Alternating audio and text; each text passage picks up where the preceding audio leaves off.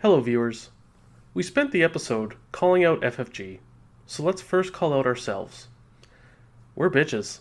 Yeah, it's tough to say, but it's accurate. So last episode, if you listened, of course, you heard us talk about Boundary Beyond and kind of the difficulties of that face check and kind of the difficulty ramp of the Forgotten Age as a whole, and it kind of made us think that moving that discussion to a general topic would be a good idea, and kind of asking how hard is too hard.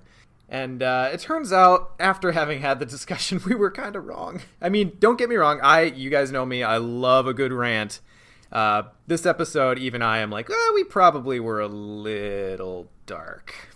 Yeah, we just want to let you know beforehand that this episode is a bit sour. That wasn't our aim at the beginning. I think we all wanted a really good discussion on difficulty in game design, but it went downhill pretty fast. I don't think any of us would take back or change anything we said, or the intent, but we intended the discussion to be a bit more constructive than it ended up being, rather than us sitting around and kind of rehashing old feelings. So please understand when we acknowledge our sourpuss attitudes. And I don't want you to all think that we hate the game or the scenarios are being discussed. We really, truly love the game, and that's where all this passion is coming from. So, without further ado, we present MoanFest 2018.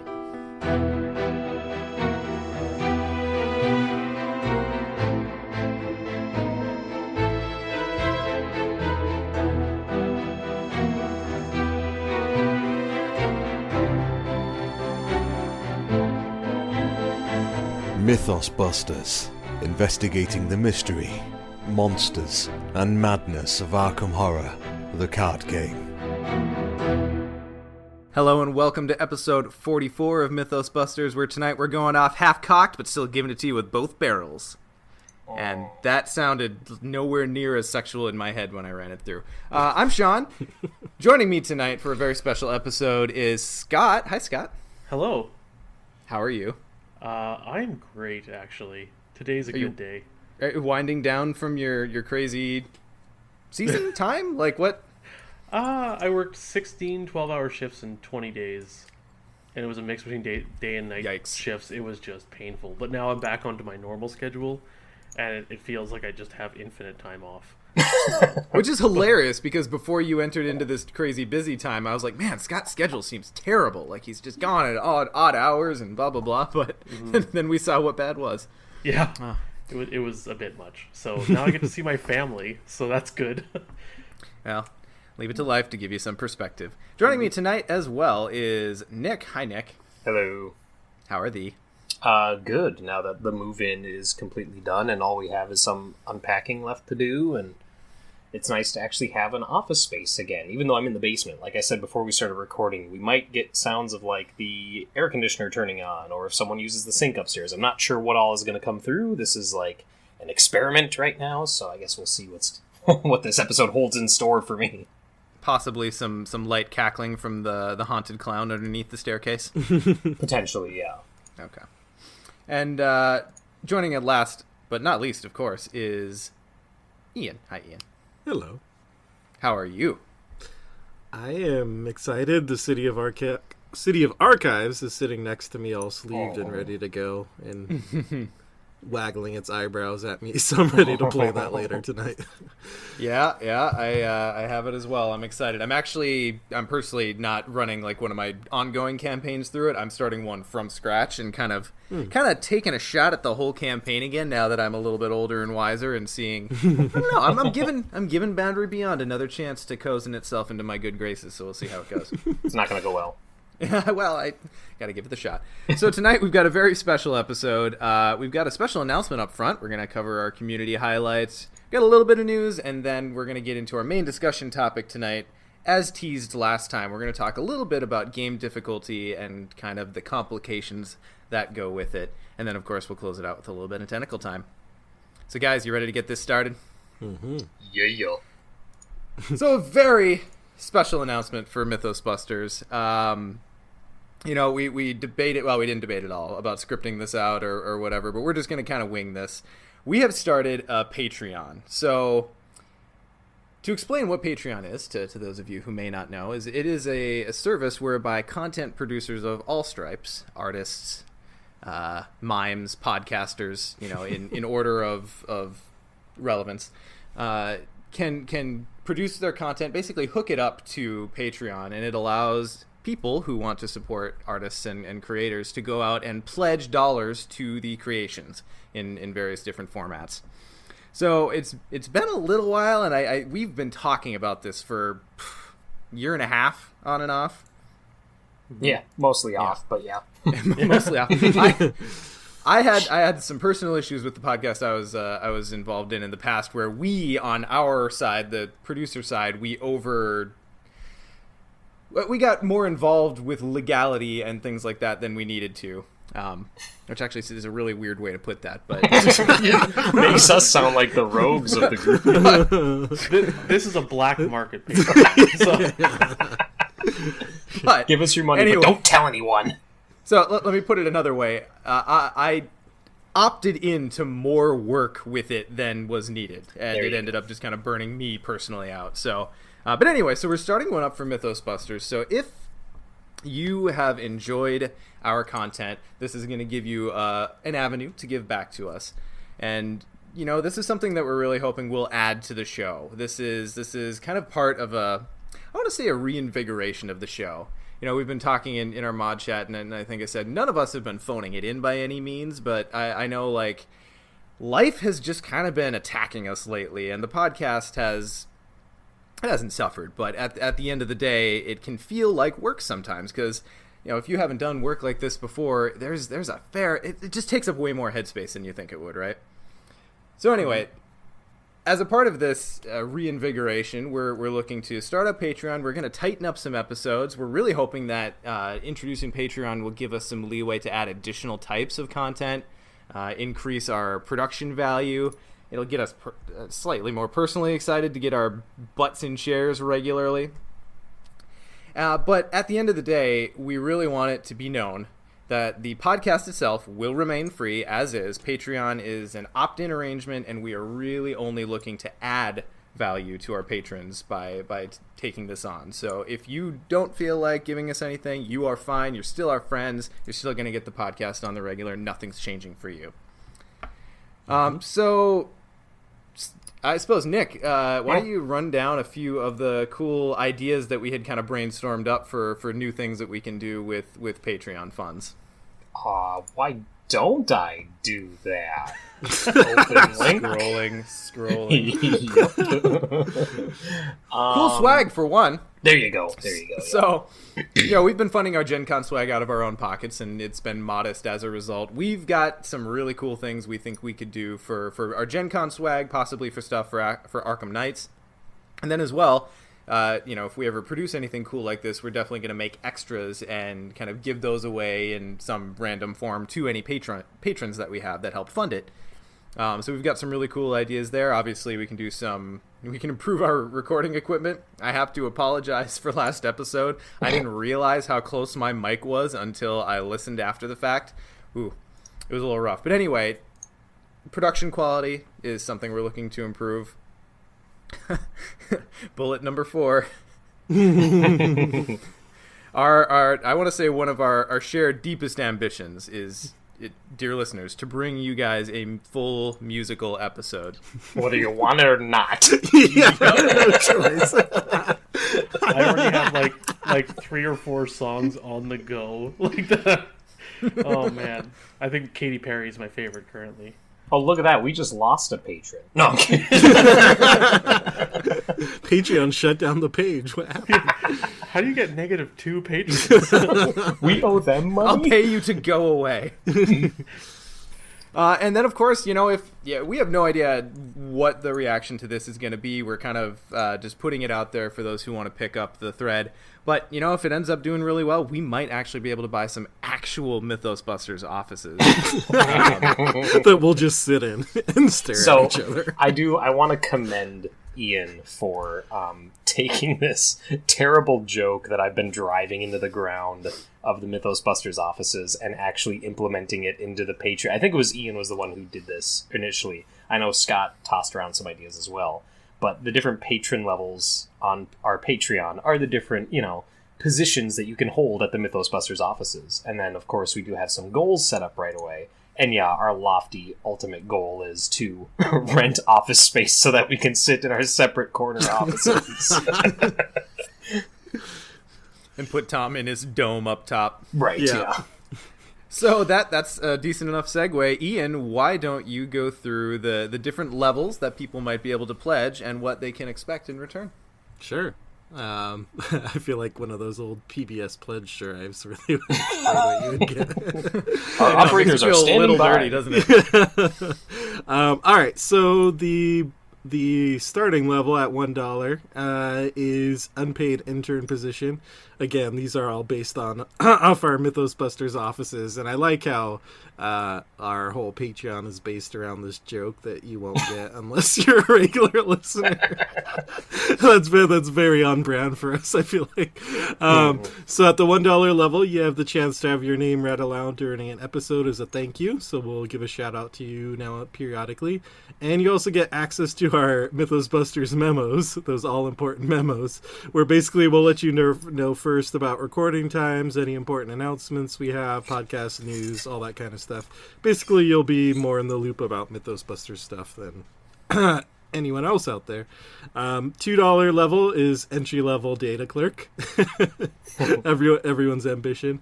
So you get everything you get in the $1 level. You also get automatically entered into any Patreon exclusive contests. So what that means is we'll have some contests where we're giving away some kind of swag or extra expansions or, whatever we have.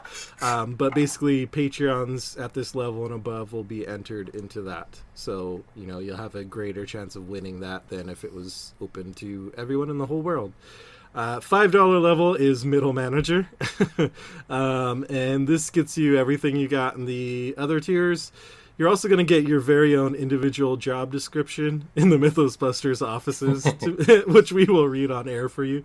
So maybe you can aspire to be the assistant director of oboe cleaning or something, something like that. Head quiche chef. Quiche chef, yeah. So stuff like that. That will be your very own job description. And also at $5, you get guaranteed answers to any questions you submit to us. We'll answer we'll make time in each episode to answer questions from that level of Patreon or above. $10 level. Now this is where it gets interesting. No, I don't want to completely interrupt here, but I do just want to clarify: is these dollar levels are kind of set on a per podcast episode situation. So the whole idea is that you're not ever going to have to pay unless we are continually producing content.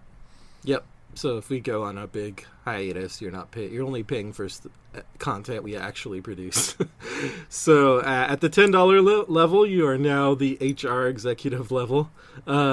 This is everything you get in the lower levels. Now you also get the chance to periodically provide us a show topic.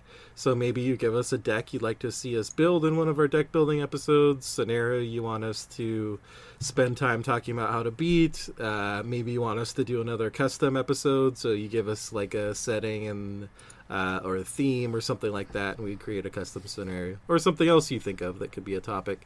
And also, this is an interesting one. Periodically, people at this level will have the chance to give us a rule that we must follow during an episode. So, for example, you might decide to give us the rule that the host can only refer to the Chaos Bag as Cthulhu's Fun Sack for the entire episode, and we might have to hold to that the entire time. All right, the final tier is the $20. This is where you have a board of directors seat of your very own. That corner office is now yours, even though we don't actually have offices. So you get everything you get in the other levels. And the big kicker here is any swag we make will be shipped directly to you. So that's what we're talking about there is we've made swag for like Gen Con, for example, the past couple of years.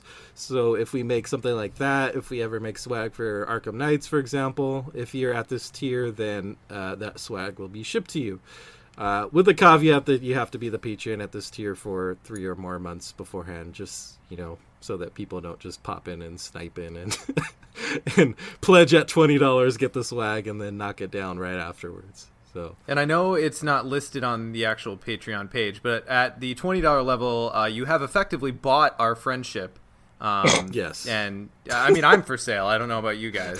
I'll be your friend my even at the asking dollar price. level, guys. My friendship's at like the $2 level. Yep.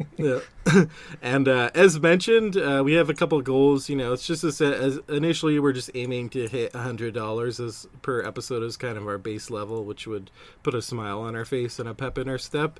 But if we get to $200, that's when we will record the mythical, the long-awaited, the long-clamored-for Mythos Busters musical episode. Clamored for by the hosts. Yes, exactly.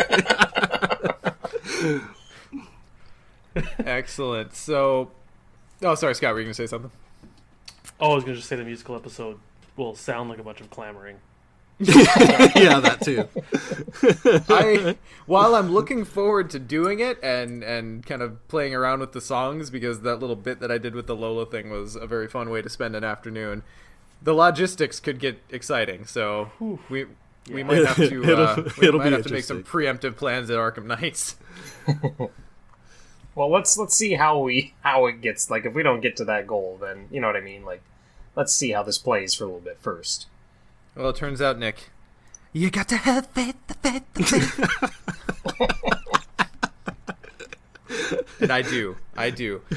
So that's kind of essentially our pitch. Like I said, this is something that we thought long and hard on. We feel we have added value to the community in our own dysfunctional way.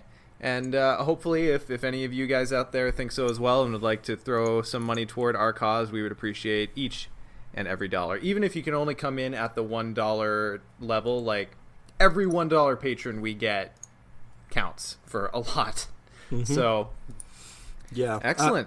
I'll say that we didn't do one before because we just didn't, for the reasons Sean mentioned, but there also didn't feel like a pressing need. But I think we got to a point where we just felt like there are certain things that we want to do, like say some higher tier or work required swag for Gen Con, stuff like that, that we can only do if we have a Patreon. So yeah, that was kind of the motivation.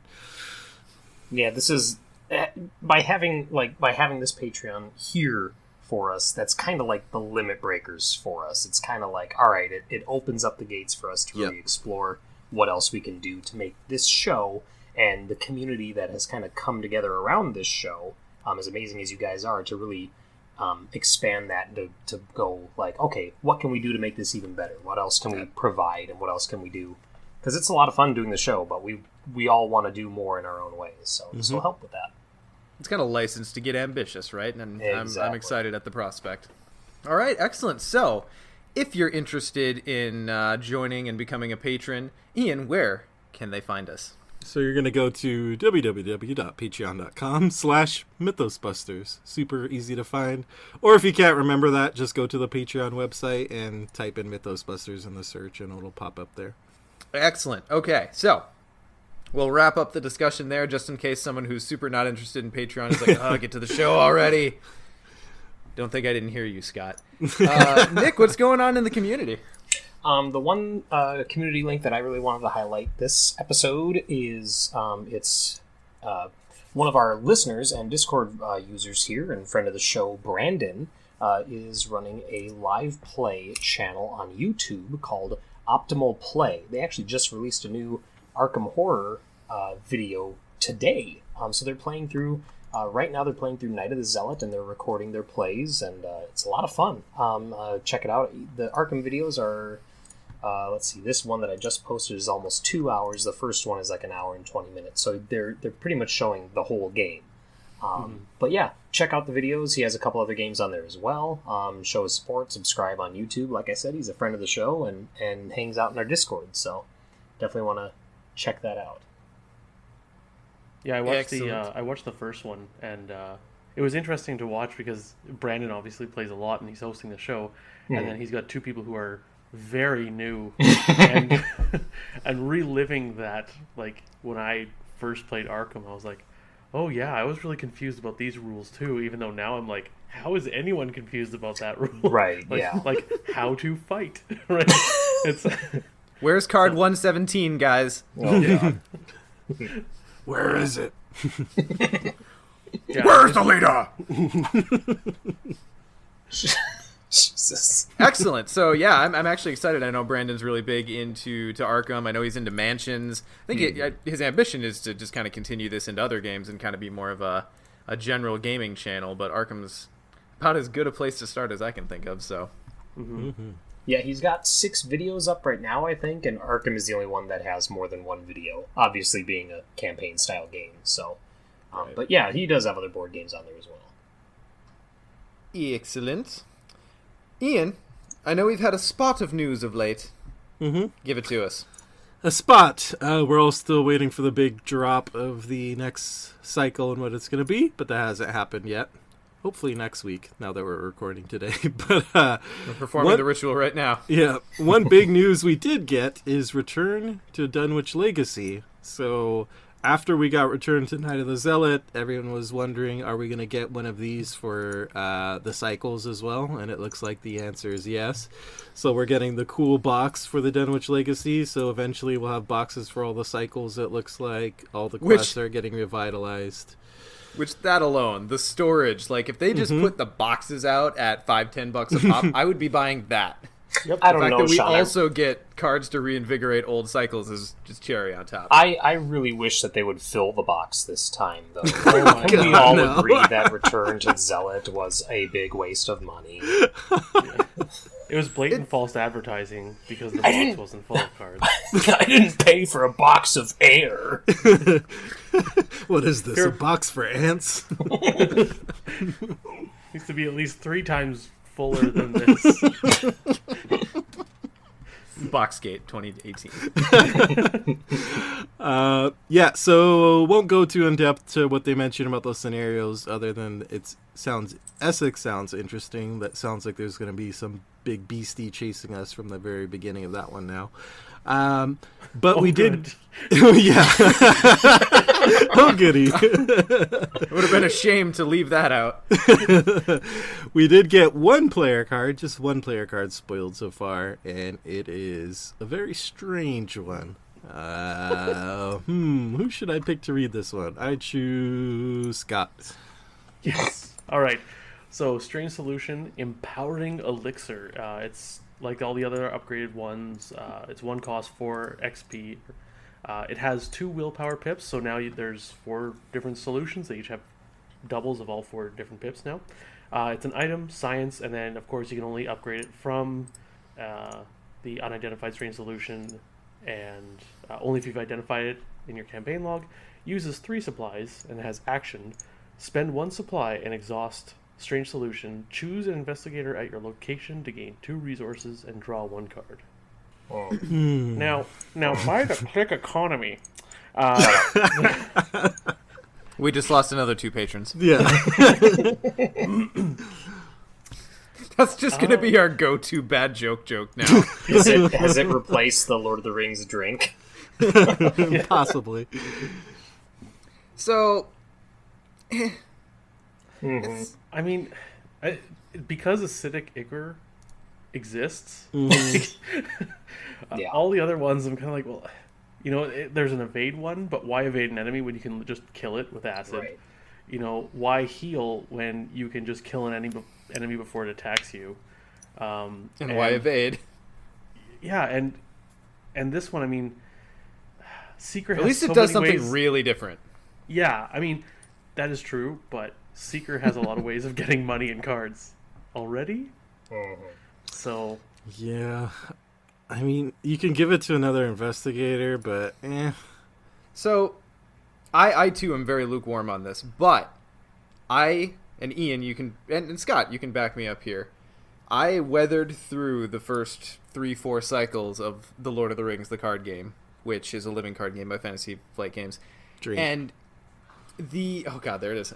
And the mindset and deck building philosophy at the beginning of the game versus kind of when the middle of the game hit and deck options kind of exploded out, it was a transition, and it was a point, and the game hasn't fully gotten there fully yet, but there's a point where every deck is gonna have decent options for card draw and resource acceleration. And when you get into the mindset where every deck you build, you're like, all right, what's my resource engine? What's my card engine? And you see what difference that makes to how it makes decks run.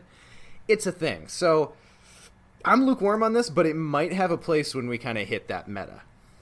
And I see exactly what you're saying too, Sean. Like when we were just talking before the show, where I think like Game of Thrones right now is at a place where there's so many player cards now you can really tinker with weird decks. Same thing like Lord of the Rings now. Like I mean, there's so many weird decks you can build because there's these little niche cards. I think this card at the end of the next cycle might be a card that we're like, okay, this is a legitimate option for a certain deck style. It doesn't excite me now, but I can see this being, if we ever get like a super legit like support survivor or support seeker deck, this could be a key part of that. Or I mean, just even if you have a really compelling reason not to run Milan and you need another way to get resources. Yeah.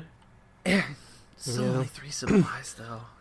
Yeah, that's so low. I could see you maybe have to identify the solution and spend for it's a lot of effort for it. I mean, I could see maybe in 4-player if you have like some killers in your team and you don't really need acidic for any compelling reason, but yeah, it still doesn't excite me. When I saw Empowering Elixir as the subtitle before I read the rest, I got really excited thinking it was going to be some like Hulk juice that you spend a supply and it boosts all your stats for a turn or something like that, but no. Well, I suggest we spend not another second defending this card. If it has worth, it'll find it itself. It'll show its quality, maybe. One day. Maybe. What else we got? Well, the other big news is we did get another designer challenge, so go ahead and check that out. I won't go into in-depth details, but basically it's a Paladin Mass scenario where you're running from the Spectre from the very beginning. So it looks a bit more approachable than the first designer challenge, I think. The other big news... Fun? Sure, I was trying to be diplomatic, but yeah. I won't mince words. Immune to player card effects is just straight up not fun. This seems way more interesting. Yeah. I agree. But this one doesn't let you take shotgun. Or streetwise. Or streetwise. Or shotgun. The other big news that dropped today, we've all been waiting for this, is that Arkham Knight's tickets are now on sale. Finally. Only 3 weeks left to go. I was half expecting them to be on sale like the week before, but Just at the door. yeah. So you can find the link in our Discord. You can find the link in our show notes when this gets posted. It's it's on the showclicks.com website. I'm not sure if you can go on that website and just search for it, but the URL will be in various places. And it's also on the Fantasy Flight official Twitter. So go there, get your tickets. We'll all be there this year, so it's going to be the place to be. And just a quick heads up, if you buy it, on your emailed receipt, don't freak out. It says, congratulations on buying a ticket to FFG Worlds 2017. FFG never change. You're just so near and dear to my heart. The copy paste has never been more apparent. Yeah, I was like, oh, I wonder if this is the right one. And then, like Sean said, he saw that mistake and was like, nope, yep, this is the real one. Because only FFG would make that mistake. Like, oh, shoot, that minor detail. Whoopsies. They're the company of 95%, right? Like, their work is good, and they employ good people, but sometimes you can just see, like, oh, that person probably had way too much to do that day. Yeah, just one little thing slipped through the cracks. Yeah. Yeah. All right, is that it for news? Mm-hmm. All right, guys, then let's bust into our topic, our discussion topic, in record time, keeping to our promise to keep things high and tight. So, I didn't even think about how I wanted to intro this. So we talked last time about Boundary Beyond, because we had to. And it's a thing. And I know we have since had discussions amongst ourselves and with other people on the Discord about how, upon multiple plays and upon how really examining its effect on the campaign, one tends to soften to Boundary Beyond. But either way, so many bad feelings I'm seeing expressed out on the Discord whenever someone new tries this scenario. You guys seeing the same thing? Mm-hmm. Yeah. Pretty much. So before we get into talking about it from a philosophical sense, let's talk about it specifically as to what triggered people about Boundary Beyond. What do you guys think makes it feel so bad? Well, as a Roland player, for me, it's the fact that clues don't start on locations. Yeah. That's rough for a Jenny Milan player as well. Yeah. I think also your progress, it costs a lot to make a little more progress. And like, to keep a it. lot. Yes. It kind of feels like wrenching your way through the briar patch, doesn't it? Ugh. I was going to say, like, now knowing what's beyond, it... The boundary. Yeah. Knowing what's beyond the boundary. It makes it a little easier to stomach, but that first hit, like, it's a negative play experience because of how much it demands and how much it pushes back so much more than any other scenario, I think, in the game up to this point. Mm-hmm. Now, I don't think we would be talking... Well, we would be talking about Boundary Beyond, but I don't think we would be talking about difficulty in general if only Boundary Beyond seemed to be a spike in difficulty. But we've been talking about it since Forgotten Age came out, right? So, I suppose... I would say even, like, I remember Curtain Call. We talked about it with that. But yeah, it's been a while. I feel like we talked about it at Curtain Call, but then Carcosa kind of leveled out after that. Whereas Forgotten Age kind of... Oh, you don't think so? Like, we talk about Boundary Beyond being bad, but for me, like, the height of my NPE came with Unspeakable Oath, True Solo, and face-checking that scenario, and thinking, like, how can one player do this scenario? Like, it's impossible. I've since been able to, but just, like, that face check just was so demoralizing. Ugh. And that's definitely what we talked about last time, about how it feels on that face check. Right. So, one of the big things that really kind of drives, I guess, my feelings about difficulty in a game is, in my opinion, in a game like this, on standard mode, the game should be accessible enough for a wide variety of deck types to have a decent chance at success, right? And success is a very shaky term in this game, so let's just recognize that for a second. But I feel like the step up in difficulty has really made it so that I kind of don't include cute cards anymore, and that kind of makes me sad. Mm-hmm. It's, for me, it's kind of it's reiterated, because I said this on the show before, but it's reiterated my belief that standalone is kind of where I'm really enjoying this game, like, to the point that I think I'm supposed to enjoy it. You know what I mean? Like, I feel like I'm getting the full potential of fun out of playing in standalone mode rather than the campaign, which was the opposite of how I came into this game, 2 years ago. And why do you think that is? It's because with standalone, I can build the deck I want, and I can play the scenario with that deck. Like, I don't have to progress to it, and the deck that I'm playing isn't hinging on my success rate in previous scenarios, especially with scenarios that I know are going to give me a hard time with certain investigators or certain playstyles, like Curtain Call and like Essex County Express and like Where Doom Awaits. Like, that's kind of later in the... But anyway, like, you get what I'm saying, where I like having the deck all ready to go at the start of the game. Campaign is awesome, and I do love it, and I do enjoy it, but like, and I'm sure you guys talked about this in the last episode and I wasn't here, but that face check is just such a, like, I almost don't like it. Like, I'm almost face checking scenarios in standalone mode now. I did that today with Heart of the Elders. First time I played it, I'm like, I'm going to do standalone and just come with a 19 experience deck and see what happens. So that might be my MO from now on. It's such an interesting dynamic, like, comparing how I feel about difficulty in this game compared to Lord of the Rings, because Lord of the Rings has some very difficult scenarios, and I'd say the average Lord of the Rings scenario is probably more difficult than the average Arkham scenario.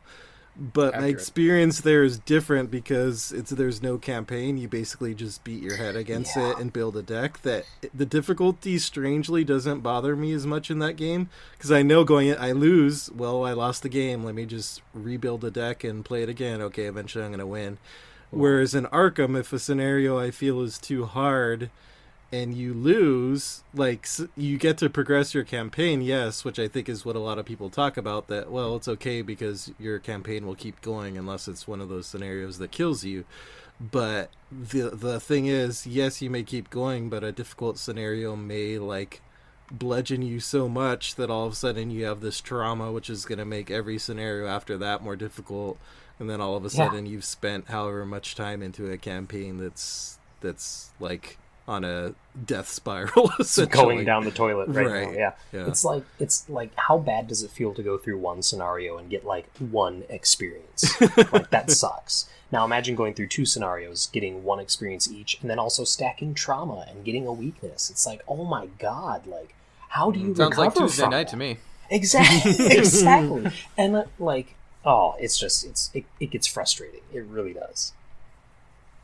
So, that being said, I think one of the big things that I kind of think about are the different types of Arkham players. Like, we are bought-in, hardcore players.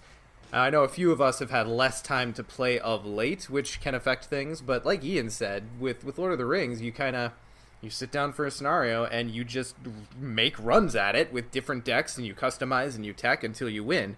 You don't get to do that with Arkham unless you are specifically playing standalone, which I feel like is the side version of the game, right? Like, it's perfectly playable, definitely. but it's not... I don't feel like it's the main product line of the game, right? Right. But there are other people out there who don't get to devote as much time to this, who, even if they were able to just take runs up against the campaign, like, that's a huge time commitment. Yeah. And again, the harder the game gets, the more it crowds out casual players who, yes, can play on easy. I recognize that's a thing, but as a developer, you also have to recognize, like, there are people whose pride will not allow them to do that. They will quit playing the game before they surrender to easy mode. Like, that's shitty, but it's a thing. Yeah. I feel like they should have changed the name of easy mode. Should have been story mode. Sure. Oh, yeah. Right? Like, where it's... Because, like, easy mode, like it says in the rulebook, that's where you go. If you want a story where 75% of the time you're just going to fall into victory, that's easy mode. And I don't blame anyone for playing that. Especially if we're talking about players who, they can play a campaign once, maybe twice, and that's all the time they have, like, over 8 months. I think easy mode is a completely fine way to play the game. You still get that full experience, you still get the story of it, but you don't have those crushing defeats and one XP over two scenarios with 3 trauma, right? Like, it's... Yeah, and Network 57 brings up a great point in our chat that I was actually going to bring up as well. He says that easy mode doesn't fix the difficulty problems of the Forgotten Age, and I totally agree, because after my wife and I finished 2-player Carcosa on easy, we started 2-player Forgotten Age, and I made the decision that I was going to add an additional +1 token to the Chaos Bag because I had heard how difficult Forgotten Age was, and I knew how much of an uphill battle Carcosa was for us, and I know that she's just not going to enjoy the game. She's not going to continue to play with me if it's always this bad, She's one of the kinds of players I was just describing. Exactly. And even on easy mode with an additional +1 token, like, the first 2 scenarios were still ball busters. Like, they were still hard. Yeah. And I don't think we got more than, like, 4 experience total across 2 scenarios. It was rough.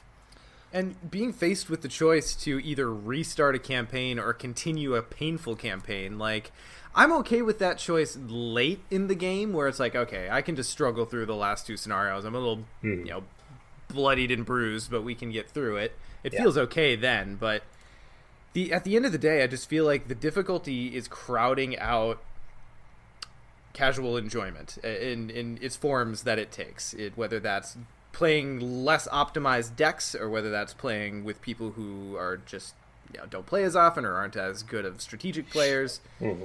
the harder the game in general gets, the more that's just going to be a bad time for those people. And I feel like that's a shame, because one of the brilliant things, one of the biggest bullet points Arkham has going for it, I feel, is its accessibility. There are so many people who seem to have come to this game who are board game players or have never played a card game before or have only played casually or what have you.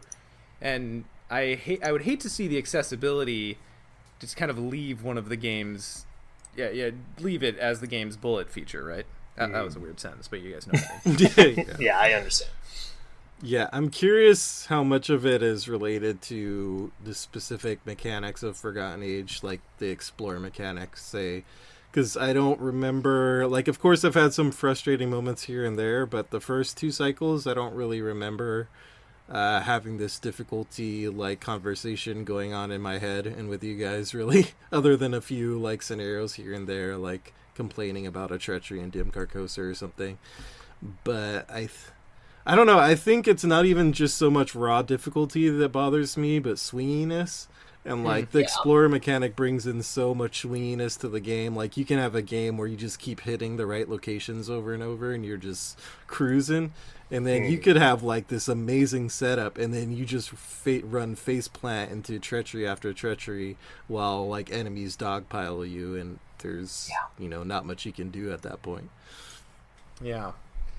So, kind of, I suppose, rounding it out to the scenarios themselves. I know we've kind of picked on the Forgotten Age and Boundary Beyond specifically, but let's kind of think in general. Where do you kind of, I guess, how do you draw the line? Like, okay, this is more difficult than I am comfortable with. Like, I'm still going to play it, obviously, but this has crossed the line. I think of a scenario straight up, like, well, and it's also really interesting to look at that too, because you have to think about where the scenario falls in the campaign. So something like Where Doom Awaits in Dunwich. Exactly. That being the penultimate scenario, and occasionally even the ultimate scenario, the fact that it forces you to play a certain way that up to that point has not been forced upon you, and your deck may have evolved in a way that gets around those issues. Again, we're talking about the raw intellect. I wouldn't say may have, I would say probably has. Well, depending on who you're playing. Like, if you're playing Seeker or anybody who splashes Seeker in, you may be fine. You could be totally fine.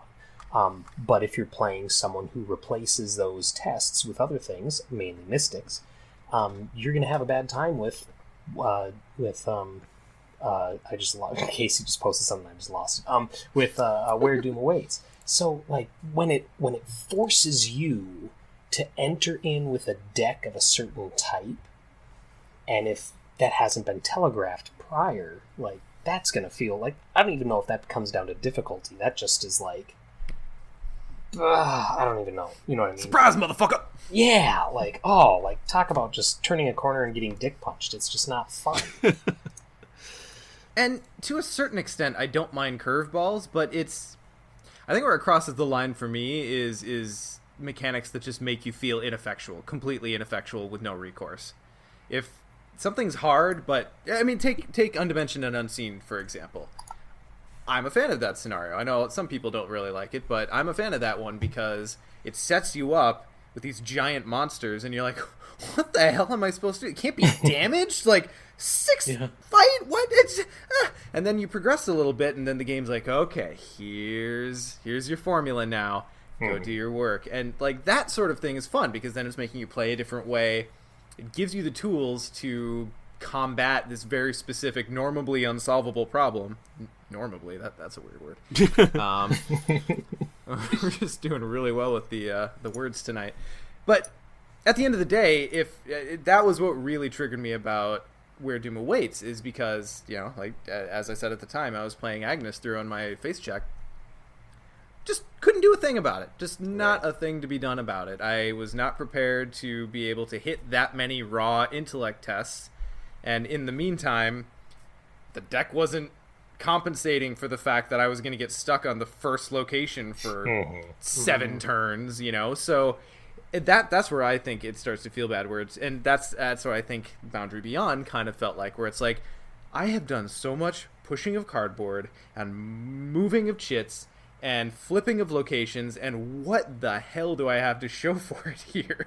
not only that, but even with Where Doom Awaits as well, like with that one too, you could approach it from the stance that the number one defense that people throw up the minute you say I'm making changes to make the game a little bit easier, and I'm talking about primarily on Facebook because this is where I've encountered it the most.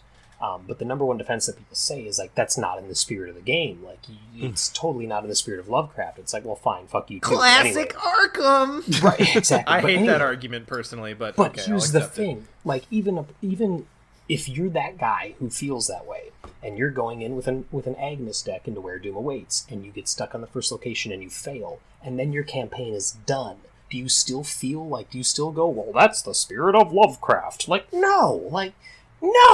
There's another scenario that you want to play, and now you gotta restart your campaign and play a different character or build your deck differently. Yeah. Now that being said, in that same scenario, if that gate hadn't been there and I just lost and then my campaign was over, like, it's still a shock, and I actually respect the hell out of Matt's bravery to do such a thing. Just say, nope, you don't get to play the campaign anymore.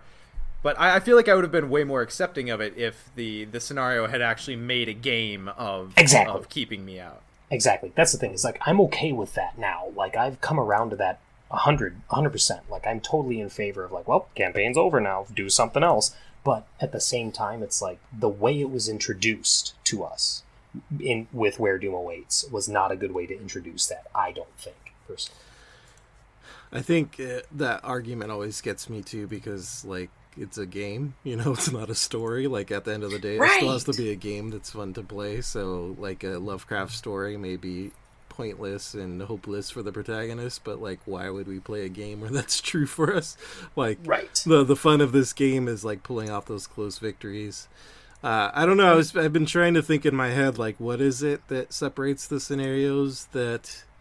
Because there's quite a few scenarios that are challenging and come down to the wire, but I like those ones. So what is it about the ones that bother me or frustrate me? I think it's the ones that block your progress somehow, so that you're basically just bumping your head against the wall, like, over and over. Like, say, probably a lot of the saltiness for me was my first 2 games of Boundary Beyond, where both times I had a nice setup going, and then I ran 4 times in a row trying to explore with just treachery, because I couldn't find the right matching location.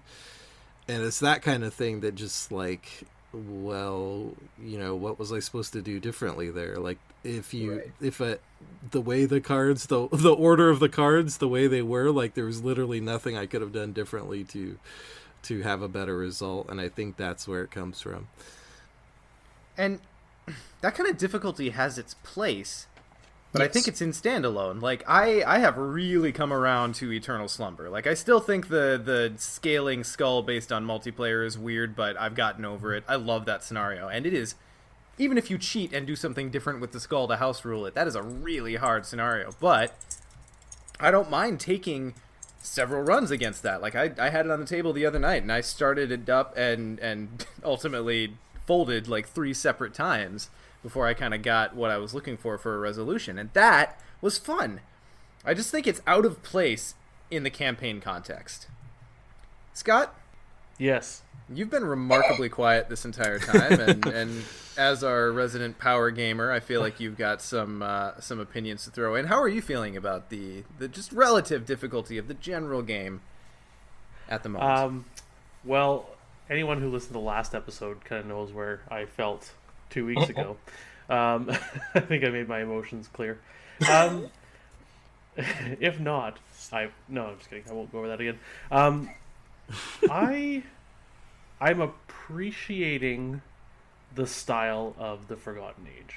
I see what the aim was with the scenario as far as the story being difficult, but the story always continues, and some interesting ways to deal with issues like trauma, where you can pay experience to get rid of it. Whether I think that was balanced as far as cost-wise, I won't get into that. I think the game is at an okay place with the Forgotten Age. I think it was better when we were in Carcosa. Because I think Curtain Call was a completely acceptable slap in the face. Like a lot of people, all of us included, right? We play that scenario. We're like, what the hell just happened? But then you go to the Last King, and you get this really weird dinner party, and you're running around, and there's an easy resign option, and then like the story takes off, and you're like, wow, this is great. So I like that a lot more. The grindiness of TFA is a bit much. Do we think, and kind of bringing this, zooming out a little bit, do we think that just kind of gauntlet level difficulty is kind of the point of Forgotten Age, and maybe we're not seeing an actual increase in general difficulty in the game, but that's just kind of Forgotten Age's shtick? That very well might be it. And because we aren't at the end of the scenario or end of the campaign yet, we're not seeing it, right? Like, just like Boundary Beyond, I was like, I fucking hate this scenario. Right. And then you play the next scenario, Heart of the Elders, I think? Yep. No. Yeah. And I'm like, oh, okay. I see the route that this is taking.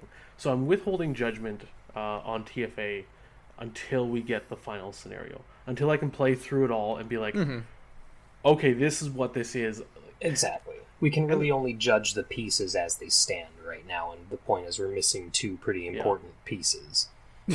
The sum may be more than, or it may be more than just the sum of its parts.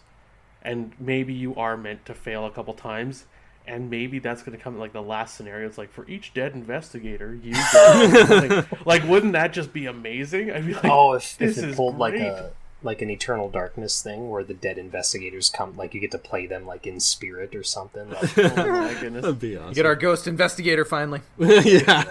Or ghostigator.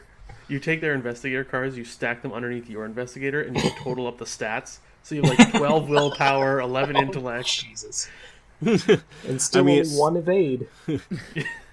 It's something I talked about early on in TFA, but that's kind of how I've been thinking about it initially. I'm not sure exactly where I'm at now, but it just seemed like a lot of things were pointing to that the difficulty spike was intentional and maybe not like representative of like, well, Arkham in general needs to be at a higher level, but like we're doing this Lost Expedition type theme where it's all about like getting beat down and getting worn down over time, and so all this trauma we're accumulating quickly is like how representing that, like getting worn down and barely making it across at the finish line.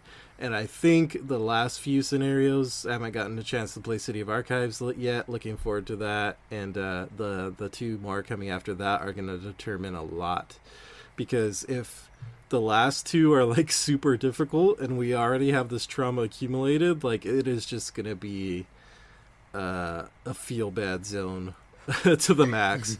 Yeah.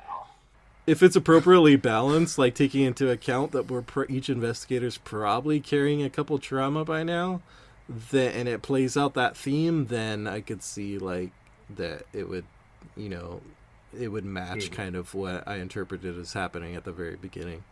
Right. Yeah, well, and part of it too is like how much, like the way that this campaign doles out trauma as opposed to the old ones. Like it's literally like supplies are a brand new thing in this.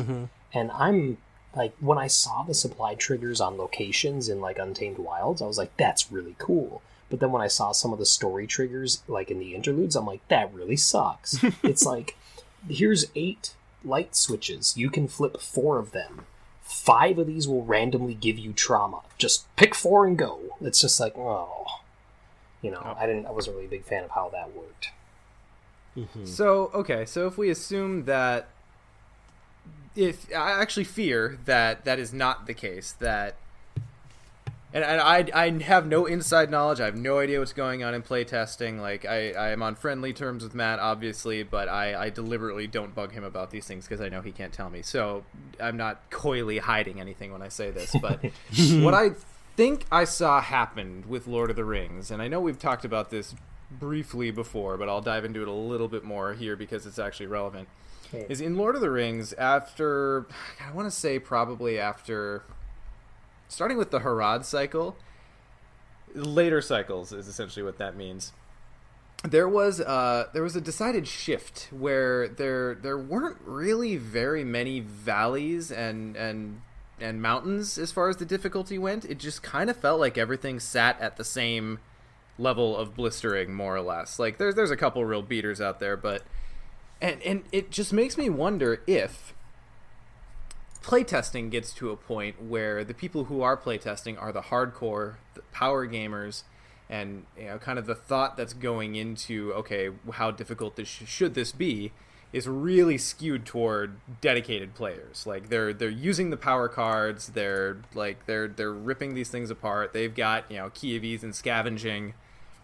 So the scenarios are kind of adjusting for it, and that's fine if in a world where everyone's playing those power decks and everyone is exactly that kind of player. Right. But and I used to be that kind of player for Lord of the Rings, but I've become more casual with it, and as I became more casual, I've become increasingly frustrated with how difficult it is. Doesn't mean much to anyone who doesn't play Lord of the Rings, but nowadays your deck has to be able to spit out like 7-8 willpower on turn 1 and also be ready to tangle with a big enemy and probably kill it. And there's just not that many decks out there that can do that, and I fear that that's where we're headed here, that fun decks are just going to get crowded out. Like, we're getting all these cool player cards, but at the end of the day, no one's going to play anything but Machete because the quests are so damn hard that there's no reason to, That's what I fear. I don't know if we're getting there yet, but that's ultimately why I wanted to talk about this, because I don't want to get to the point where it's just like, why would you play anything other than the most powerful cards if you want to win? Because that's just not interesting. Well, and you look at, too, like, part of the implied model behind the LCG release format is that you just buy the core box and then you pick the cycle that you want to get in with. Like, if someone's just getting into Arkham now, they could be like, I'm going to get 2 core boxes, or 1, it's up to you, and then start on the Forgotten Age. But when scenarios get increasingly difficult like this, and when campaigns get increasingly difficult like this, it really forces players to buy everything so that they have access to everything. Because the way the cards are distributed, there might be one really good card for Guardian that's in this pack that has a really shitty card for Rogue, and blah blah blah. Like, you kind of have to spread it around a little bit more. Whereas again, casual players, someone who's just like, I just want to try it, so I'm going to get this and the most current thing. It really discourages that kind of consumption, which I think sucks. Because you'd want to, those kind of people, if they like the game, and then they'd want to go back and check out the old stuff, but instead they're forced to buy scenarios they might never get around to playing, or things they don't have any interest in. So yeah, and it's tough because the problem is, say this is a recognized problem, and Matt decides to start doing something differently. Again, both of those are completely hypothetical. There will still be people who bitch on the forums that now the game is too easy, because there are those players out there that can't avoid playing the power cards. Like, it never is a thought that would occur to them to try anything else, because Milan is so incredibly efficient. Like, I would never even think to play anything else. So as the resident power gamer, I will cut in here, because I am the guy who does play Milan all the time. But I think that I think it's better for a game to err on the side of a bit easier if there is a way to play it harder, right? Like, we have hard and expert, and like when I think the return that ratchets up difficulty a bit, even though I think that's not its pure intent. It still does make it more difficult thus far. But I'd rather standard be standard, where you you're saying, you don't have to play all those key cards. Right. If you are a person who plays all those key cards all the time, standard is probably not for you, right? Like, I tinker with decks to be like, okay, what is this one card I can change to give me like 0.5% better chance of getting through this scenario, all this stuff. Standard is not meant for a player like me. But when I play through on standard and I'm getting destroyed, I worry about the people on the forums and Facebook who they don't have, like, and then you look at easy and they're like, oh, I don't want to be an easy player because that's for children. It's so sad. It's so sad. But yeah, I understand that completely. Like, it shouldn't be a point of pride. Like, if you're not having a good time at standard, like, that should be an easy decision to make. But I think for a lot of people, it's not. An easy decision to me. Ayo. Yeah, I mean, the point of playing a game is to have fun. If you're not having fun, fix it, right? And Nick, exactly your point with, because I remember seeing on the Facebook page when you said you added a +1 to the bag. Oh my god! So your wife Your would first have mistake fun, was Facebook. yeah, and keep playing, right? Like, and in my mind, I'm like, yeah, do whatever you want, like. Make a chaos bag of just like +1s, -1s, and the other side is identical. I don't care. Like, do as you do, whatever. It's your game. And people like straight up attacked you, like, that's against the rules, and you're like, yeah, or my wife doesn't play with me, right? Like, and that whole like the poster asked a question, I answered it. Why are you all coming in and giving me a hard time? how do you change the game for yourself? I do this. You're I add a dumb. +1. You've been on the internet the before, spirit right? of Lovecraft. Personally insults me, your chaos bag. Yeah. Oh, yeah. That's so Cthulhu. So one of our points here about effects of increased difficulty was, and you mentioned it too, Nick, about forcing a complete collection. As far as you have to have all these packs.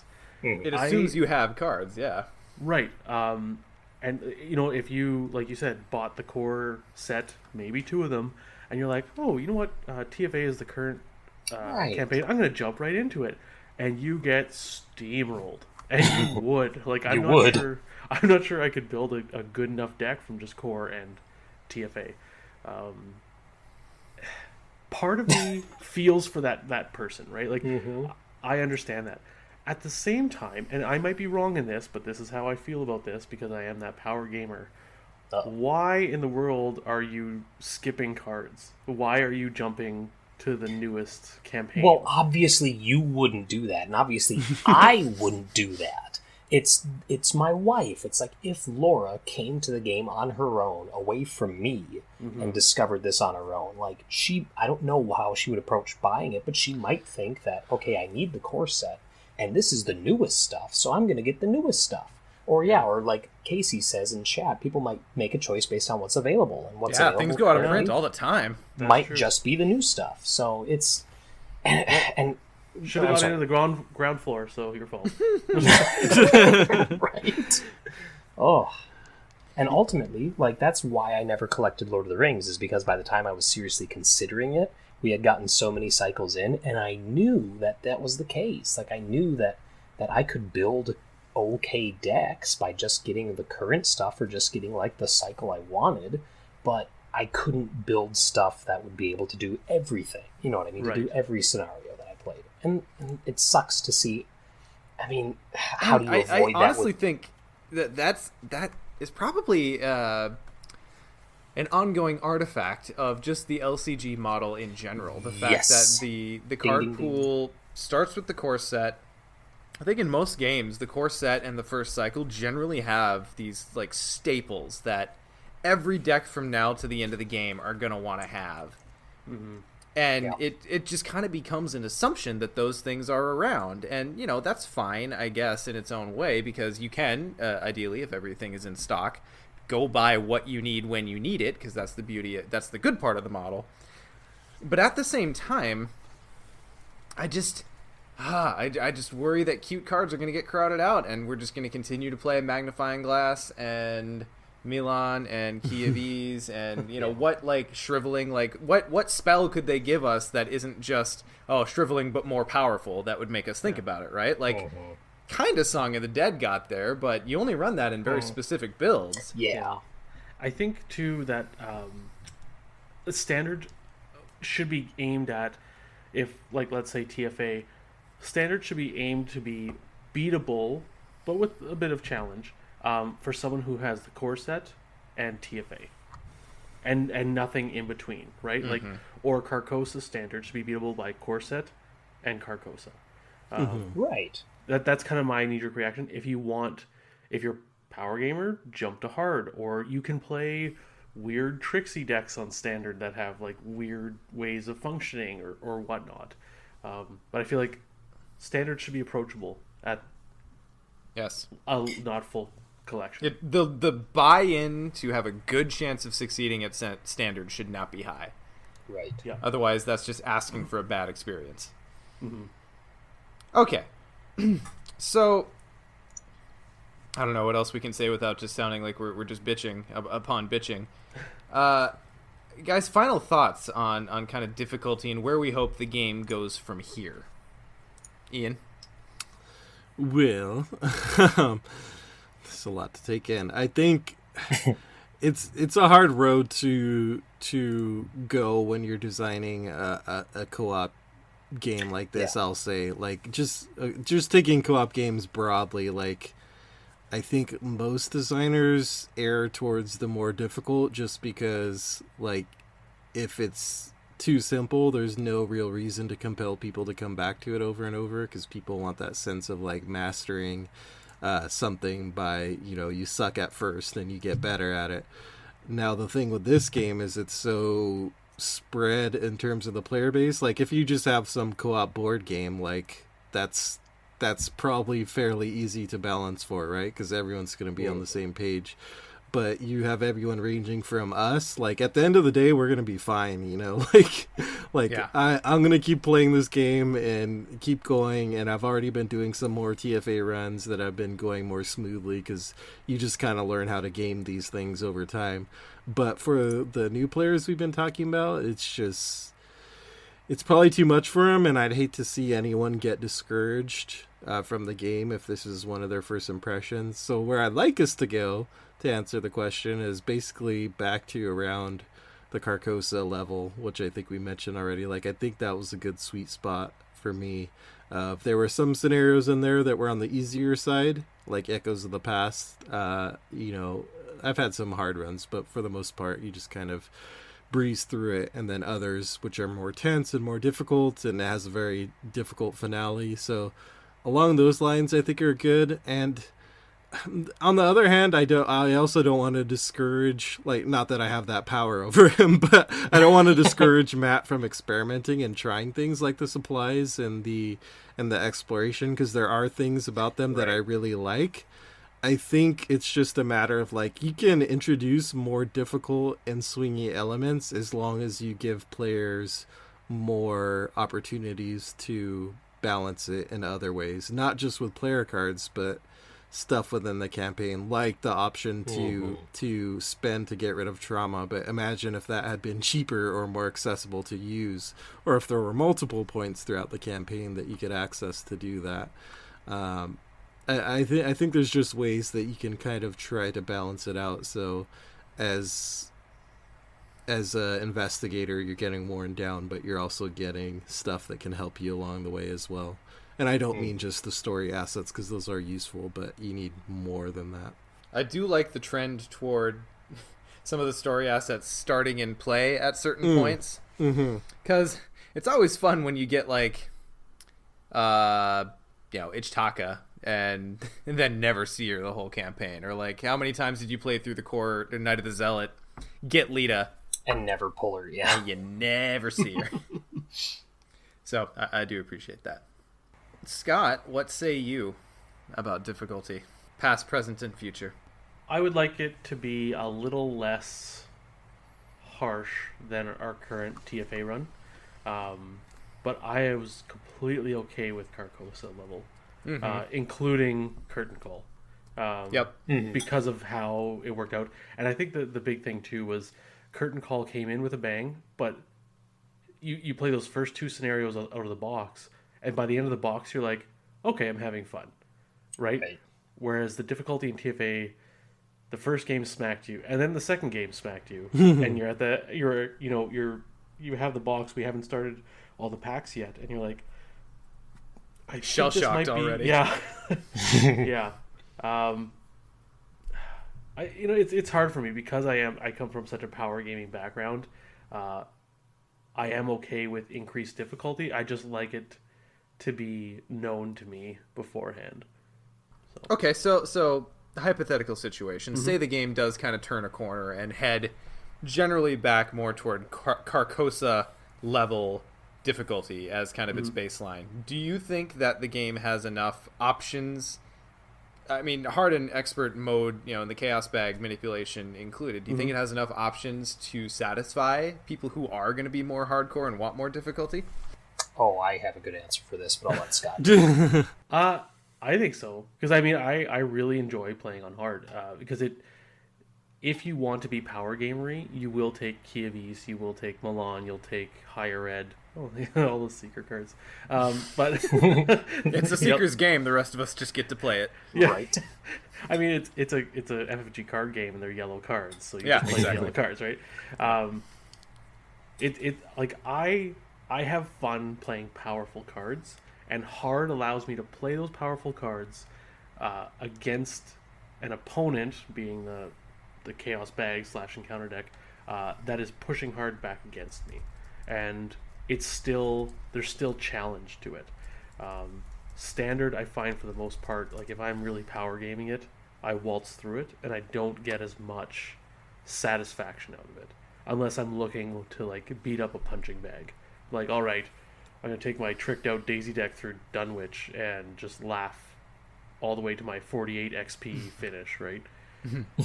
So I think the hard and expert levels give enough challenge to those looking for a bit more. And I know we've only got one thus far, but how do you think the return refresh will play into that? I like it. Like, I mean, I think that it's hard to judge it right now because the return that we got basically covered over like the intro explanation scenarios, right? Yeah. Like the core set was really kind of like the first two scenarios are real softballs, kind of, and the third one punches you in the mouth. But it offers something for players who play a lot to go back to the core and it to be actually rewarding. Like that first scenario, playing it now, if you're a power gamer, like there's no way to make it rewarding. Like it just, you know the actions you have to do, you know the text on all the cards because you played it 1,000 times when the game came out. Oh, I'm camping in this goddamn attic till that flesh eater comes out, baby. You need Yeah, that exactly. VP. I'm getting all my XP. So yeah, the returns, they offer a little bit more variety.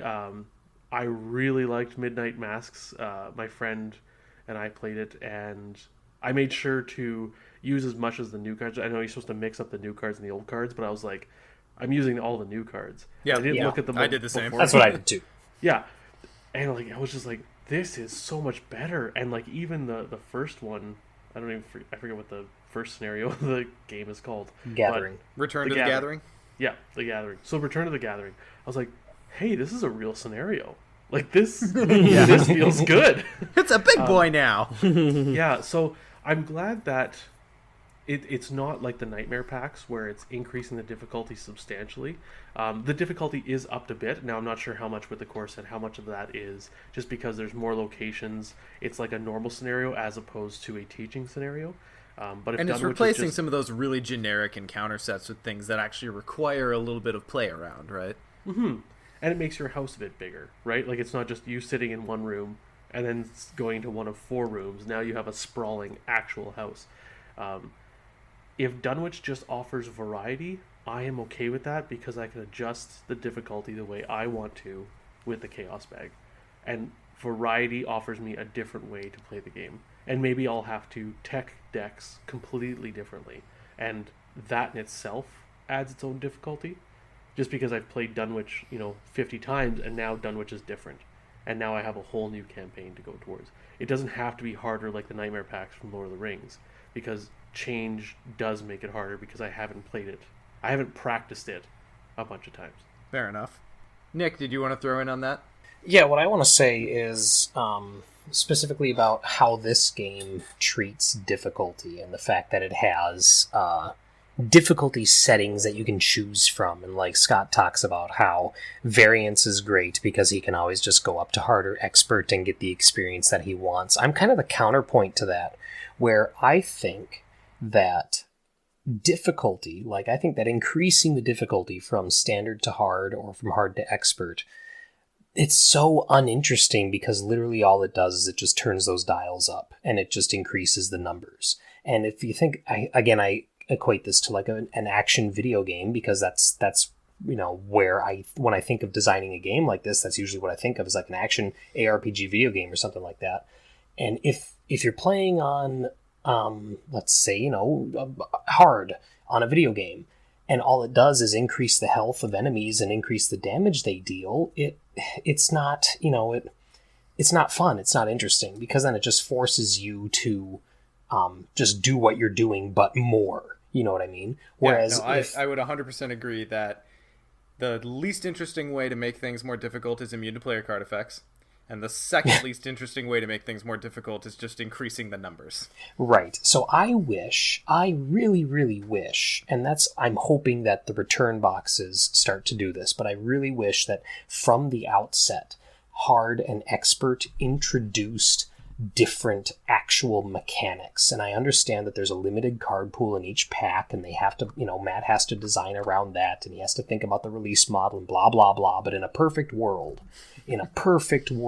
every scenario would have one encounter set that you only use in Hard and Expert. And that one encounter set would force you to think about an element of that scenario differently, in a way that a casual player probably wouldn't. I think that if the game had started out like that, and maybe not even started out, if it had gotten there, or if it gets there eventually, I think that's going to do a huge amount. Because then the standard can feel like it can back off a little bit, and it can feel quote unquote standard, and it can feel like a game that you're intended to win with a lot of hair pulling, or with as long as you're playing correctly, right? Exactly. Like, I don't want to walk in the park. I want a chance.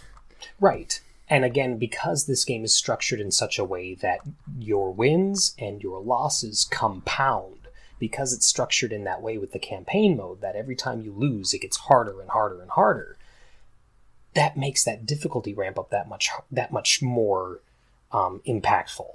And I also think that one thing we didn't mention thus far is that just the LCG release cycle kind of hurts it a little bit, because I've said that since day one. Yeah, in this case specifically, when we have a scenario that hurts the fifis, we get to sit and stew for a month before the next one comes out, and we get another shot at feeling good about the game, which inevitably we will. Like, make no mistake, we're bitching a lot right now. We are just at the beginning of this episode talking about how we're reinvigorating our Arkham podcast. We're all still bought in. We all still love the game. We think they're generally doing a good job, but it's still just kind of a thing, Right, and it could be because we're closer to it than a lot of, I would argue that the four of us are closer to this game as far as how heavy we're into it than 50% of the player base.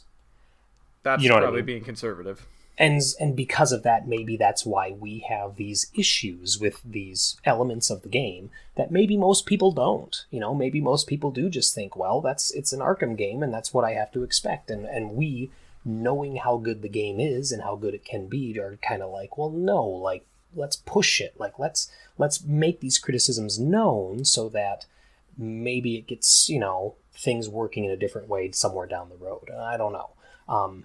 But I will always say that, in my opinion, difficulty shouldn't just supercharge everything, because that's not fun, in my opinion. And I know, Scott, I know you enjoy it. You enjoy Hard, and I do too. But I hate Expert. I think Expert is. I think there's no point in. I'm just being honest. I think there's no point in Expert existing in the way that it exists currently. Outside of just some S's and G's. Right. Yeah. Outside of just going, can I do it? No, you can't. Maybe you can. I think Expert just makes you you have to have a well-tuned deck, and you have to make correct decisions, and you have to understand that you are going to fail 50% of your tests, maybe 40%, and you need to have a plan for that. But I think Hard is my favorite. I totally agree. Expert is it is torture in a good way sometimes. But I totally agree with your idea, Nick, where maybe difficulty can be linked where we have a card similar to the scenario card that lists out what the tokens do, right? Where if you're playing Hard, also put this card into play, and it just has 2 or 3 little extra things that would normally be on an act or agenda card, and it changes the scenario, and that would be enough, right? It could alter a few cards that are already in the deck, and it doesn't require getting 8 cards in a pack that are only for Hard or Expert. It's a single card. I mean, potentially, but again, I still come back to this thought that the fact that they're doing these return to boxes, that is the absolute perfect opportunity to introduce something like this, to go, okay, like, we are going to consciously make this scenario more difficult, not in that the enemies are all stronger, but in that it forces you to approach it in a way that you didn't even think about the first time. And I don't have an example right off the top of my head. I'm trying to come up with something, but of course, that's probably why these sort of things don't exist in Arkham right now, is because it's not something you can come up with on the top of your head. It takes a lot of time and effort to design this.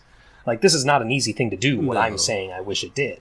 And I do not blame Matt for not doing this, because obviously I don't have an answer for it either. Yeah, that's kind of what I was touching on before about, like, that there's ways that you could add stuff to help players as well as just worrying about the Chaos Token modifiers themselves. Like, because you could even do it, there's nothing to say you couldn't even do it within the campaign setup and instructions itself in the interludes.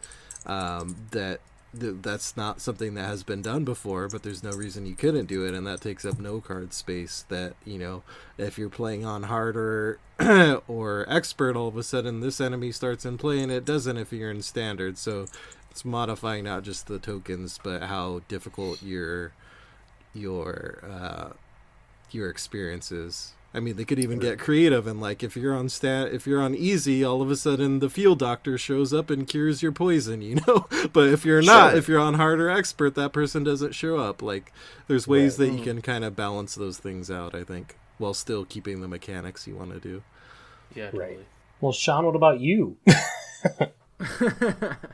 Well, Nick, since you asked, I don't know that there's anything big that I haven't already said. At the end of the day, what I'm looking for is what I enjoy about the game is kind of exploring the player deck space and having a good time with the game in doing that. And at the end of the day, I will always recognize that there are some decks that are just so cute they don't deserve redemption. It's just too janky. Like, the game should never be as easy as it would be for this deck to do well. Just play Min without assets once. Just do it once. But what I would also say, and I know part of this has to do with just my personal life and how crazy things have been, but the Forgotten Age, I have experienced the most fatigue with playing Arkham thus far since it's come out, and I think a big part of that is defeat causes fatigue to the player, completely outside of the mechanics and completely outside of whether or not that player has actually meaningfully hurt their campaign by being defeated, like in Boundary Beyond. Like, you can do pretty terribly at Boundary Beyond and still probably be kind of okay for the rest of the campaign, it seems. But at the end of the day, if you have a really feel-bad playthrough, that's still going to fatigue you as a player, and a player can only take so much of that. So, again, I don't think we're there yet. I know we're not there yet. But if the difficulty continues to ramp to compensate for the fact that player decks can just be better and better as more cards come out, because that is true. But if that's the case, then I worry for the health of the game. And I don't want to worry for the health of the game. I love this game. I feel like this game has some of the best faction design of any game I've ever played. And that's one of its shining features to me. And I don't want to see that be marginalized by the fact that now half those cards are too cute to play. Agreed. So I suppose just wrapping it up, we love the game. A little difficult, but I think we would all say we reserve the right to change our opinion at the end of this campaign. And of course, when the next campaign starts and we see where we're kind of where we're at with that, they have to announce it first, though, don't they? One would hope. All right, guys. So from there, let's move it on into a little bit of tentacle time. Ian, what's been grabbing you? Nothing too big other than, well, it is big for me, but I basically just have taken on running RPG campaigns. They're both play-by-post campaigns, and the upside of that for me is that I've had to quickly learn 2 RPG systems. So I'm running one Call of Cthulhu game through a Discord server. Some of our listeners and friends of the show are playing in that.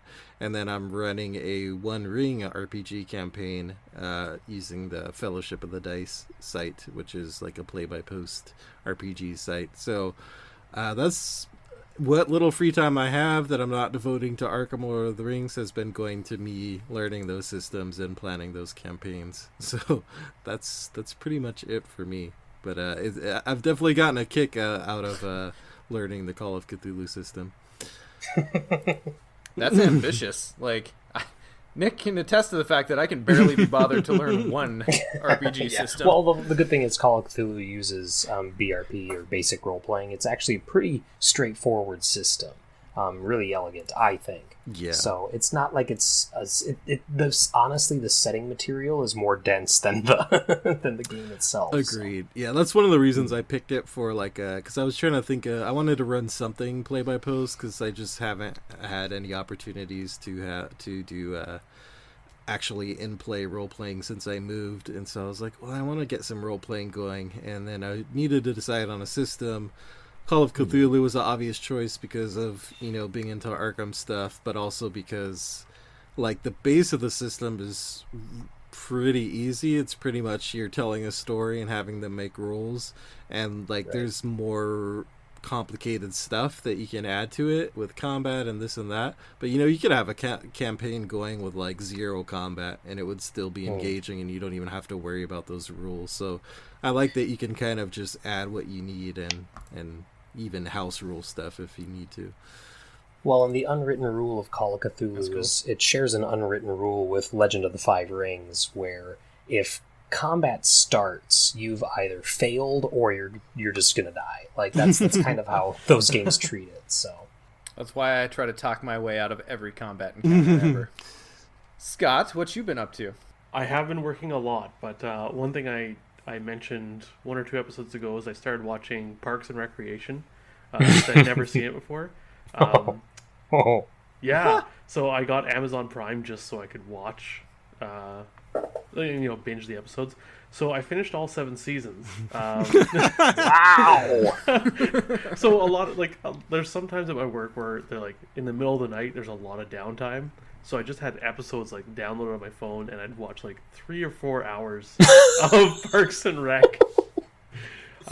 So yeah, that show is absolutely amazing. I found my spirit animal in both Ron Swanson and Ben, the guy who falls in love with the main character. So yeah, that. But besides Arkham, I've been playing that and games on my phone. So. Nick, how about you? I had a couple different things, but in order to continue the combo that Ian started, despite the combo breaker of Scott in the middle there, I am also prepping 2 different. I am also combo breaker. Prepping 2 different RPG campaigns. Sadly, one of them we were supposed to start just this last Tuesday on the 11th. We forgive you. Yeah, I know. I don't forgive me yet, but my schedule's just too full because I'm also in a play, and we just moved, and I have game design commissions that I'm working on, and there's all this stuff stacking up. But anyway, one of them is the 9-player Lord of the Rings game that I'm working on, which I've talked about before. I'm super excited to get that started. It might not be for another couple weeks here, simply because of the play, but once it does get started, I'm really excited to see where they go with these characters. Really interesting stuff. Ian is not, but Sean and Scott are both 2 of the 9 players, and I'm really... And my axe! And then the other one is another RPG that I talked about briefly before, but it's the West Marches style of gaming, which is exploration-based, and you take a large group of players, and they form their own rotating groups of adventurers, and they schedule games, and yada, yada, yada. And it's me and 5 other GMs have been working here and there over the last, I'd say, 4 weeks, building the world that this is all going to take place in. And this world is, I'm super excited for it. And at the same time, I can't share anything about it because all 3 of the hosts, other than myself, all 3 of Ian, Scott, and Sean are all on the player roster for playing this game. And I know there's also some listeners that are on that roster as well. And that being said, if you're interested, I know there's some people here that that listen to the show that haven't necessarily jumped on that roster. But again, it facilitates large player groups, and we're going to be doing mixtures of in-person and online games. So if some of you are listening to this and are interested in joining, we're not going to start for another few months. But feel free to drop me a line on Discord. Just send me a DM on Discord, and we can talk about if it's the kind of game that you want to play, because it's a very specific style of role-playing, and then probably get you on that roster as well. Excellent. And then for my part, guys, this is the first time I actually have like a legit recommendation to bring to Tentacle Time. So in the last little while, I've kind of let video games back into my life in a big way, just because past few weeks have just been to the point where I just don't have it in me to set up a card game. Even it just doesn't happen as often as it used to. So I've bought a Switch in anticipation of getting Breath of the Wild, which I haven't done yet. I will probably update Tentacle Time when we get there. I've been playing some Dragon Age Inquisition because I finally want to wrap that thing up. But what I did is I took a very fortunate or unfortunate, depending on how you're looking at it, lunch trip to Target one day. And it happened to be the day that the new Spider-Man PS4 game came out. And I had been keeping a very casual eye on it because I knew there was a lot of buzz. But, like, it is very, very rare that I buy a new video game nowadays. Like, it just doesn't happen that often. But I happened to be in Target at the time, and they had a PS Pro bundle, and I had been thinking about upgrading my PS4, and I had been thinking about getting Spider-Man, and it was so red and beautiful, and mistakes were made, and I was hooking it up in my house about an hour later. And my God, guys, the new Spider-Man game is so fucking good. It is so good, and I can't even begin to go over the many reasons why, but I'll do my best here. The production value is AAA across the board, better than most games in general. Like, you know how with licensed games and you know, superhero games, you just kind of expect a level of laziness on certain parts of it, because that's just how it rolls. Well, and even Spider-Man, like, that property has run the gamut of amazing, definitely good, adequate, and terrible. Like, I love Spider-Man, so I've played most of the games that have come out for him since the PS1, and there's a handful of great ones, and otherwise they're shit.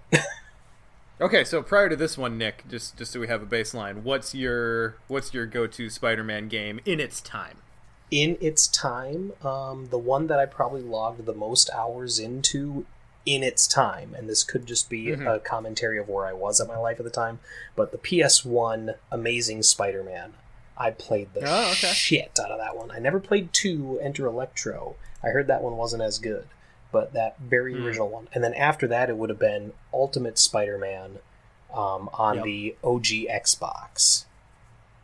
Yeah, and I feel that the ones I logged the most time into were the Spider-Man 2, which I felt like up to this point had the best web slinging, and then Ultimate Spider-Man was definitely probably the best game up to that point. And I played like Web of Shadows and the one that came out with the second Garfield movie, and they were okay, but there was just something missing. Right. This game has everything that those games were missing, guys.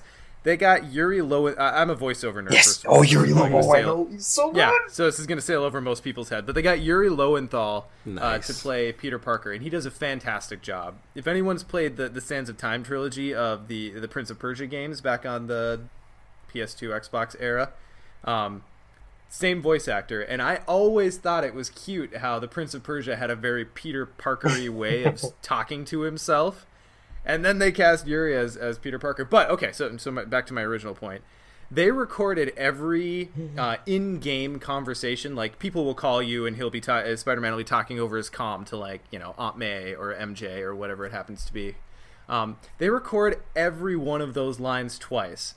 They record it just speaking normally, as if you're standing on top of a roof, just talking or walking on the street. And then every one of those lines is also recorded with the voice actor putting some strain into his voice so that it sounds different if you're web slinging while you're talking. Like, just mind-bending levels of attention to detail and production value. It is insanely good. The web slinging, which is the most important part of any Spider-Man game, GTFO if you feel differently, it is amazing in this game. It's responsive. Like, they they solved the problem where like you're swinging around New York City and you get too close to a building and get hung up on the goddamn fire escape.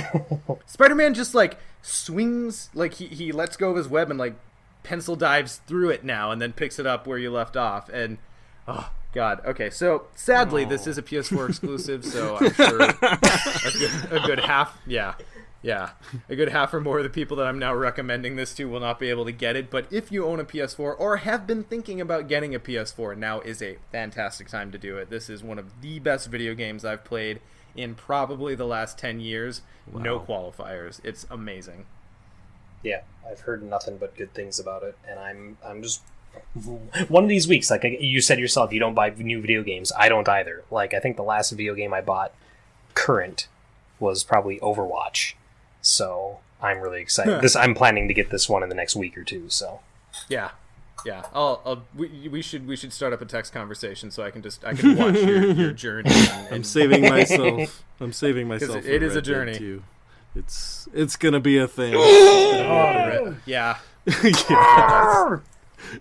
Clear my schedule.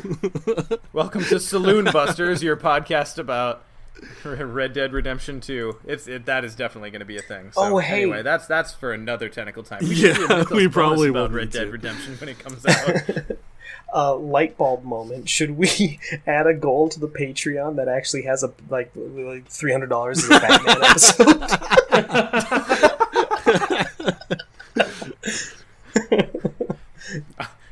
I kind of want to do it just so we can say we have it out there in our catalog. I think that needs to be the $300 goal. All right, perfect. Well, guys, I think that's going to wrap us out for episode 44 of Mythos Busters.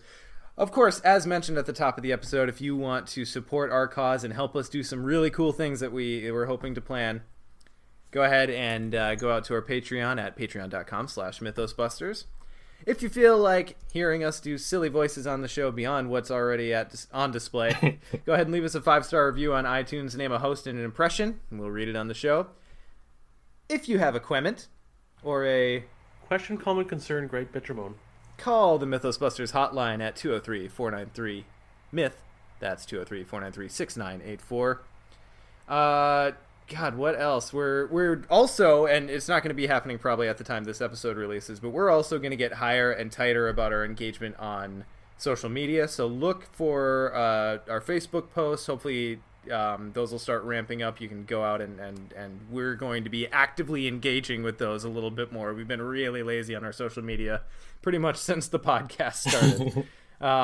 And then as well, I started us an Instagram. There's no content out there yet, but if you want to follow the Instagram for when that starts up, that's going to be the Mythos Busters, because for some reason Mythos Busters was unavailable. All right, guys, so that is it for episode 44 of Mythos Busters. We'll see y'all next time.